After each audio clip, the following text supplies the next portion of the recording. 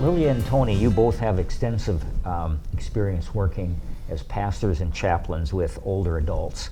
What do you see as some of the most common issues for our oldest adults, the common issues that oldest adults face in their relationships? Lilia, would you comment? In their relationships? Yes. I think there are probably some very difficult relationships that occur between parents and their children. Because of the way that children want their parents to age, and perhaps issues the way that the older person wants to age themselves. Exactly. And the different limitations that they have that have developed or they see coming down the road. And I think as we talk about stages in life, we have birth, we have tweens, we have teens, we have young adults, and then we have retired, and that seems to cover retirement all the way till somebody dies, which can be all the way up to 112 or 113, which is so. There are still stages, I think, with retirement and on, right, that people go through in life, and so However, it's a little different with relationships in general as you retire, and then go through different stages past retirement as well. But Tony, I would say to you, since you are the age of some of my kids, I sense fear in both the 70-year-old, as I am, a retiree, and with my children. I think there's a concern about what's going to happen to mom and dad, and how will I need to step up to care for my mom or dad. Oh, absolutely. And I hate to bring that in right at the beginning, but would you agree that there is a sense of fear with an aging adult for that person and for the family? And I think that fear is based on the unknown, and having a certain trajectory to life. And there's a beginning, a middle, and an end, and we know that things kind of arc down towards the end of life. And when somebody gets to retirement, as when I am in my middle of life at 40, and my parents are getting closer to their retirement age, there's a certain trajectory that they're getting older, and they are going to be less capable as time goes on. And so there is a bit of wondering about what the life is going to be like, and how our relationships are going to be different, from caregiver to caretaker, and and receiving the care to being one who gives more of the care. And because empathy is such a big word for us in this discussion, I think there needs to be empathy on the part of the child, and the older person, and an opportunity to talk about our fears, because they won't be the same, will they? No. So fears can be difficult to talk about. So do you have any hints about how, let's start with how the children of the oldest person, how they might bring up the topic, and how does a connected conversation about fears, what might that look like? My hope would be that I would have a good relationship with my children, and a relationship that's close enough that they would be aware of some of my health issues, some of my struggles with perhaps mobility or other things that are happening in my life, so that they would recognize and we would have a conversation easily. And one of the things that I have discovered is that it is very important when you have an elderly parent or an aging parent to stay close enough in touch that you can go with them to medical appointments, that you can become versed in some of the challenges that they're facing, so that you're aware of what they're struggling with. It isn't a secret that they keep to themselves. And I think that's a matter of having a relationship, a close enough relationship. Yeah, unfortunately, some of us aren't blessed to live close to our parents. My parents are about 8 hours or so away, so I'm not able to go to those appointments. Not that they have them yet, thankfully, but my dad recently had some back issues a year or two ago and needed major surgery, and we've had some discussions about, okay, well, here's my fear. I mean, your dad died when I was 2 and I didn't get to know him, and my son is, I think he was 6 at the time, and I want him to know you for a lot longer. So my fear is that, we're not going to have that opportunity. So let's talk about how we can, have a longer life, and let's talk about what we can do to have a healthier life as well. So we've been very honest about those things, and I, at the same time, before, my mom's a retired nurse and now a pastor as a second career, and before my older sister and I left for good, it was one summer night, and we sat down, my mom, my dad, my sister and I, and my mom said, okay, here are the health issues that we have in our family on my side, here are the health issues we have on your dad's side, and we just sat down and took notes and just for a couple of hours just talked about family history of medical issues, so that we knew that diabetes runs in the family, or ovarian cancer, or whatever it was. We had that history to go with us, which has been helpful for me as I face some medical issues going forward. I can tell my doctors, here's what my history is. But then also, if something comes up for my mom, I can say, well, does this have the family history, or did you talk about this connection with your doctor? So, it is about having those strong relationships. And one of the things, just to tie back to being with our parents when they go, is I'm not able to do that, to go with my parents when they go to the doctor, but I have people that could. Yes. I have, Yes. and I know that they have people that would go with them if they needed to. When they get to that age where somebody may need to go with them. My mom has accompanied people as a pastor and nurse, has accompanied people from her church to be that voice and to be that second ear, and I know that there are people that I can trust to go do that. So whether it's a familial relationship, being able to tie in with our families, or it's a chosen relationship that we can tie into, those things are important as well. Our family is great, but unfortunately, in modern times, we've really spread out. A lot of us have, and so being able to connect, whether as an older adult or as a younger person with an older adult, to help them in the various ways is very important. And I'd like to add to that what Tony said about not having your children present. I think that would be an earmark of a resilient community, whether it's a faith community or a social kind of a group community, where if I were alone in my hometown, my kids were far off, if I belonged to some kind of an organization where I might be able to have a friend who is younger. I remember one piece of advice, one book that I read that said, always make sure you have friends who are younger than you are, because you may need to call on them.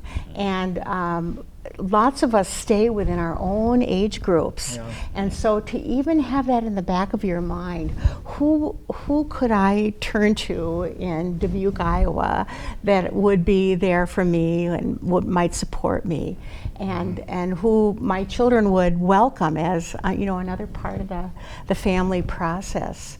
So that, I think, would be an important thing for all of us as resilient adults, is to look for friendships. A community to tie into. A community that cares about you. And we've seen that in church settings. We have seen younger people become friends with an older person and make all the difference in the world for that elderly person. Yeah, and vice versa. I heard a story in youth ministry of a gentleman who, out in California, he encouraged anybody to be a part of his youth ministry program, anybody from the church. And Les was this older 86-year-old guy who volunteered. And he said, I couldn't do much, and Les couldn't do much, so he just stood by the door. And kids would line up to get hugs from him. And that was his job, was as the hug giver when kids came in. They didn't have, for whatever reason, they just needed a hug that day. And there was a time where he gave somebody a hug, and he's like, well, what's different? What's going on? Because he could feel something was different. And this young lady said, well, my parents aren't able to come to my volleyball game, and I'm just really sad about that. And he said, well, where are they? and they were just getting ready to walk out, and he said, I'm going to go get them. And he, did his little trot to them and gave them, some advice on putting first things first. And so, there is the connection that the youth has with the older adult, but also the older adult has with the youth, and that there are various ways that we can give and take in those relationships. So I've been hearing both of you talk about the importance of intergenerational connections with the oldest adults to everyone younger than them, including very young children. Lilia, say some more about that, please. I have a favorite story that meant a lot to me. We had an elderly gentleman, probably in his 90s, at our care center, and he could not get out to church and could not be active in the church per se, but he took it upon himself to have the list of church members on his bedside table with his phone, and every day he would check the list and see whose birthday was that day, and then about 8 o'clock in the morning he would call that person and wish that person a happy birthday, and that meant a lot to him, and it meant a great deal to the person who was receiving the call in the congregation. And that was his ministry. That's what he chose to do. And I had that happen to me several times, where I met people at our care centers who took it upon themselves to wish someone a happy birthday or a happy new year. They would stay in contact with folks that they knew from their life before moving into that rather segregated environment of a care center. Mm-hmm. Yeah, and it's one of the things I really appreciate about that story is he was doing what he could. He was making an offering of what he could, and he wasn't expected to do a lot more, and he could do a lot less if he wanted to. But this is what he had to offer, and it was offered up, and it was received well. And so it was it was a beautiful gift that he was able to give, regardless of where he was or what state he was in. And for folks who aren't members of faith communities, it can be any kind of a community group or organization that they feel comfortable with. It's staying connected intentionally. Yep. So, Lilia, you brought a lot of things here on our table. Could you talk about what they are and why you brought them? When I first started working at the care center, I heard a speaker who reminded all of us who were working there that oftentimes when a person learns that they need to go to a care center, they are reminded that there's very little space in the room in which they will live. And at the time we were both working, many of the rooms were semi-private rooms, so all you had space for was a bed that was already provided, a dresser which was already there, a bedside table which was already there, and then you might, if you were fortunate enough, be able to squeeze in a favorite chair from home. Yeah. But otherwise we were told the new resident was instructed to bring 7 precious items. Not necessarily monetarily precious, but bring 7 things to decorate their room, bring them from home. And so I walked around my house just this afternoon and looked at things and thought to myself, what would I need to bring? And I realized that I would need to bring a hobby, such as my knitting. I would need to bring, this is a basket from Finland, which is the country that my family comes from. I would need to bring reminders of family vacations, so rocks from the North Shore. I brought my father's Bible. I brought a picture of my parents. When I asked my husband, he said I would have to have music. Absolutely have to have music. He said he would need to have books. He would need to be able to feed the birds. And I know at Bethany we had bird feeders that our residents cared for, loyally cared for. He would bring, he told me that he would need to have some reminders of things that he was once able to do and loved to do. So a canoe paddle, a hiking cup for drinking water. I brought this because it's a blessing cup. You probably recognize that, Tony. And it's a cup that reminds us that there are many times where we can count our blessings and almost have a ritual for it. This I brought on purpose because both Tony and I had the same office, and it was at the front door of Bethany Good Samaritan. And on holidays, I always saw flower arrangement after flower arrangement delivered. However, the weeks between holidays are long and there are rarely any flowers. And one of the things I have told more people is bring flowers every time you go to visit someone. Or arrange to have flowers delivered if you're the person who loves them. But don't save your gift of flowers just for the holidays, because a gift of flowers can brighten someone's day in so many ways. And it used to hurt me to see them arrive for Valentine's Day and then no one would get another delivery until maybe, their birthday. And so it's, that poem that says, bring ye flowers while ye may. I think that applies very, very poignantly for the elderly. They need those little gifts that remind them of the beauty of life outside in institution stores. Yeah. So I'd like to ask you about some of the uncomfortable feelings that the oldest people may have. Feelings of being depressed, fear of falling, being alone, or any other kind of physical or mental health concern that many people in this age bracket experience, but they don't feel comfortable addressing. So as the person caring for an oldest person, how do you approach some of these difficult topics? Yeah, I think as the youth or the younger person and talking to the older person, it's important to just be straightforward and honest and have a straightforward conversation about them when it comes to the health issues. Now, I realize, I say that, but I also realize that men, we just don't talk about our feelings. We hide it very well. We talk about other things, but we just don't talk about our feelings. And it's important to just be able to talk and have somebody to connect with, to have a trusted relationship, to have somebody to be able to share with. And And what I have learned, and it was surprising for me, and it might be surprising for the listeners, is that the highest rate of suicide among males is that 18 to 20 some time. However, the next highest rate of suicide in our population is men who are retired and men who have serious health issues. And that is a statistic that I don't think many of us are aware of, partially because, as Tony said, men don't want to talk about it. Mm-hmm.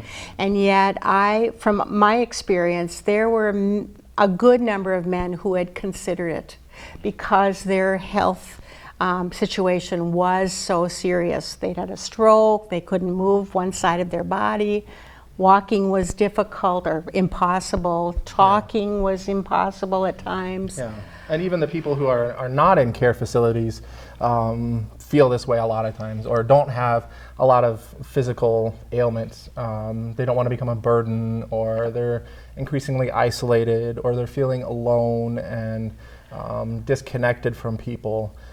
So it can be really difficult for them to be able to share, but they also don't want to be a burden, and it becomes harder, and they become, and just becomes a perpetuating cycle that they get in. So what do you think about the idea that for folks who have a difficulty talking about their fears and concerns,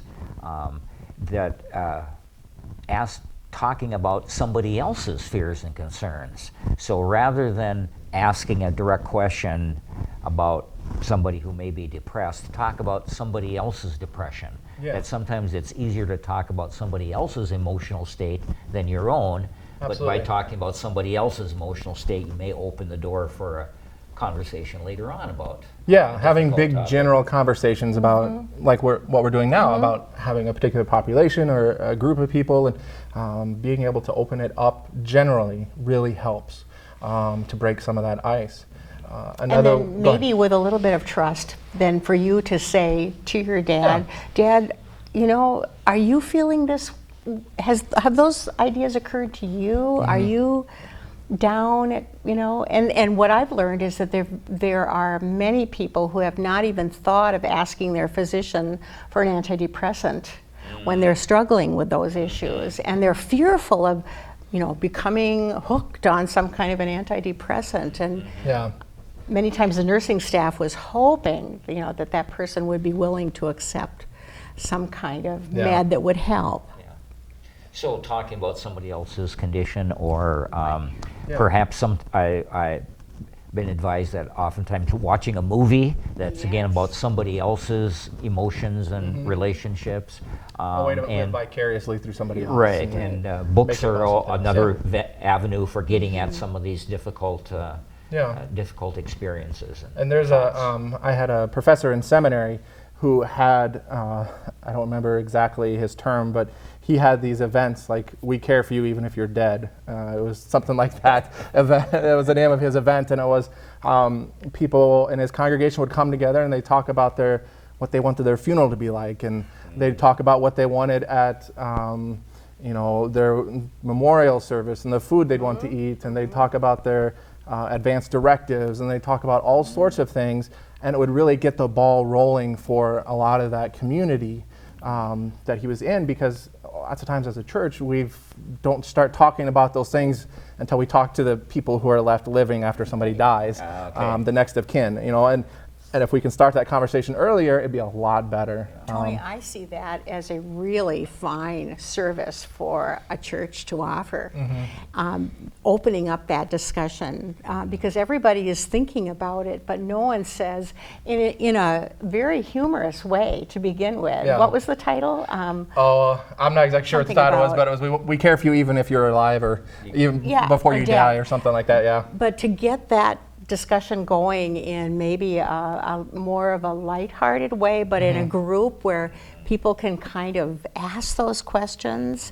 And I know that I have put together an outline of, this is what I would like at my service. This is who I would like to read. These are my scripture passages that mean a lot to me. This is the hymns I want. This is, I've had people say, this is exactly what I want to serve as far as food goes. Yeah. Truly. Yeah. It has to be chocolate chip cookies, and everybody gets a Hershey's Kiss at the end or something. I've read that some older adults have difficulty adjusting to changes in society that they see happening that kind of challenge their values.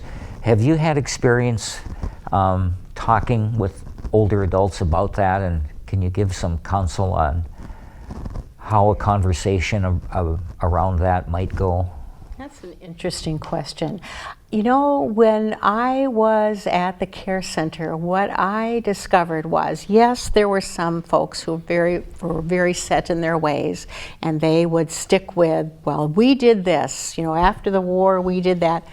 And yet there were some who were so open-minded that I often felt that they were better in sync with their grandchildren than they were with their children. Have you ever run into that? Nope. They were far more easily, or it was easier for them to speak to a younger generation, and I don't know what it is, but perhaps they'd gone through so much that they were more open-minded. Certainly there were those who, were rigid. But again, as we think about being resilient, I think one of the best things that we can remember as we age is to remain as open-minded as possible. And that'll probably be a struggle for me personally, but hard things become brittle. When things are really hard, they become brittle, and brittle breaks. It doesn't have the flexibility.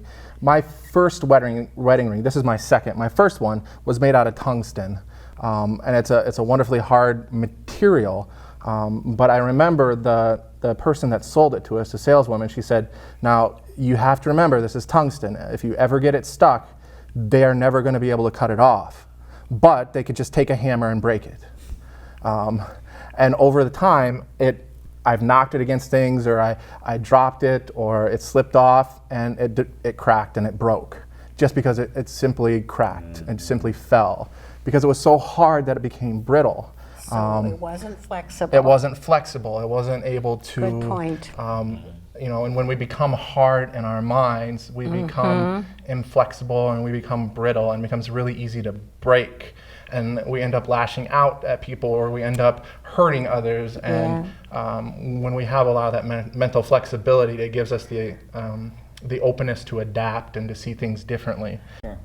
But on the positive side, I was just thinking about some people that I knew, especially at the care center. I watched them inspire the younger generations. I remember especially when we would have someone die and a grandson would come in, or a son, and say, he has always been my role model, and I want to be like him. And so that has been, I think, something that it's been important to me to remember as I live my life. Will my grandchildren or great-grandchildren or even children be able to say, I would like to follow.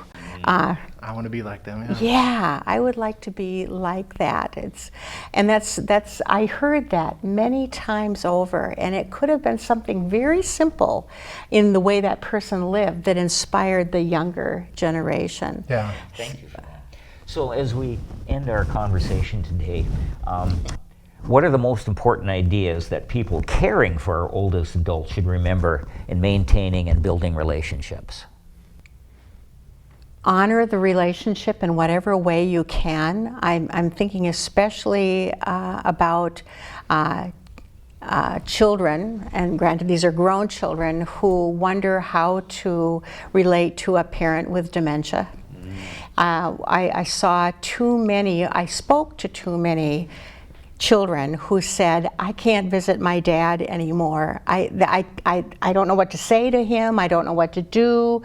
I can't converse with him the way we used to, and so I'm not going to come anymore. And I remember that troubling me, and all I could say in response was, find ways to connect, and they might not be the traditional conversational modes. It might just be sitting alongside your dad and Being present. just being present. And that's really hard for lots of us who are busy and want to have a rich conversation, or we remember how wonderful some moment in our lives was, and our dad cannot remember that any longer. And so it was a matter, I remember even visiting people and just being with them in whatever space they were. I think I had a story about peeling apples with a woman who was a patient in the hospital, and we just talked about peeling those apples. We were peeling them, we were getting them ready for the pie. It sounded crazy to anyone else who was outside the room, but that's where she was. We were picking apples, peeling them, making the pie. And Tony, you said you were with someone, I remember, who was off in another place, and you just stuck with that person wherever they were, because we had to accept that was their world, and we accompanied them there. And that's important. So in the case of somebody who has dementia, just being there, being physically present, and perhaps telling stories that you remember, or maybe just reading to them, but being physically present and interacting on a gentle And music gentle always manner. helps with that, because music is stored in a different part of the brain, and so where they may not have the memory skills or the faculties, the music is stored in a different part of the brain, so they're able to connect with music in a way that verbally they may not be able to. So music really helps. I remember we had an elderly gentleman who constantly paced in this area, and you could not distract him from that, except if you put on a waltz. And then he knew immediately how to hold his hand on my back and hold my other hand, and we waltzed together without a misstep. Because for him, that was still a viable part of his memories. He couldn't find his way anyplace else in the building, but he could do the waltz. So let's ask kind of the flip side of that question. what are the most important ideas that our oldest adults should remember in maintaining and building relationships? I'll take that one. I think one of the important things to remember is that we are making an offering to the next generation. That it may not be what we want to give or what we think they need, but we're making an offering to them. And you know, Lily and I have talked about handing down heirlooms to the next generation. And Before we die. before we die, yes. Really, I mean, this, Tony, I want you to have this face now. That's really our thinking. Yeah. And to tell the story of why I want you to have this. Because then we are in relationship, not with the object, but with each other, yeah. And with the story. Yeah, and also that when my mom has wanted to hand down something to me, it may not be that I want that plate, but I want the bowl that's next to it, because that bowl reminds me of something else. And so my mom has had to shift her thinking and saying, okay, I'm not going to force this on you. I'm going to make this offering instead, and allowing the younger generation, allowing me to say, here's what's important to me. Help me to connect with what this is. And so knowing that we have an offering to make, but it's also about receiving it. So how is the other person receiving it? And if they're a little resistant to it, then maybe we need to adjust how we're sharing or what we're sharing. One of my favorite writers is Father Richard Rohr, and he has said, always allow for one humiliation a day in your life. And I know it was curious to read that at first, but he said it prepares us for our aging process. It keeps us humble, and it keeps us down to earth. And I thought that was very wise, and I saw that so many times at the care center. So much privacy is taken away from you. You are on display, you know, your good days and your bad days. People are notice Everybody you. sees it, yeah. You can't hide in your own house anymore. And so to be able to accept the fact that life will not always be at the top levels, but it's life, and to accept that humiliation, one a day, kind of a one a day vitamin. Thank you, I like that. And one of the things I tell my son is, and that we can't control other people, but we can control ourselves. And in controlling ourselves, that may affect our relationships with other people. So if I had more information to pass on, or more wisdom at 40 to pass on, it would be that we can't control others, but we can control ourselves. And in controlling ourselves, it affects our relationships with other people. So, you know, whether it's being humble and realizing that we can't control everything in our environment, but we can control our reaction to it, and we can control how it affects us. And then that can start to go out to others, and maybe they'll realize, you know, we need to be treated a different way, or something along those lines. So, Lolia, Tony, thank you very much for sharing your wisdom about relationships and our oldest adults. Thanks for having me. Thank you.